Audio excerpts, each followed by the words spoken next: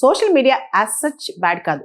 కాకపోతే social media వల్ల దుష్పరిణామాలు యువతపై చాలా ఉన్నాయి అంటున్నారు ఎక్స్పర్ట్స్ అన్నమాట. ముఖ్యంగా మెంటల్ హెల్త్ కావచ్చు, డిప్రెషన్ కావచ్చు, యాంగ్జైటీ కావచ్చు, పీర్ కంపారిజన్ కావచ్చు, దాంతోపాటు కాన్సన్ట్రేషన్, ఫోకస్ మిస్ అవడం కావచ్చు, ఆన్లైన్ గేమింగ్ కావచ్చు, ఆన్లైన్ ఎడిక్షన్ కావచ్చు, వల్గారిటీ కావచ్చు, లేదా అబ్సినిటీ కావచ్చు, లేకపోతే ఉమెన్ క్రైమ్ కావచ్చు, ఇవన్నీ కూడా ఎక్కువగా సోషల్ మీడియా వల్ల ప్రభావితమై యువత చేస్తున్నారు. కాబట్టి దీనివల్ల యువత నెగిటివ్ ఎనర్జీ తెచ్చుకుంటున్నారు. కాబట్టి సోషల్ మీడియా బ్యాన్ చేసే దిశగా చాలా రాష్ట్రాలు ముందుకెళ్తున్నాయి.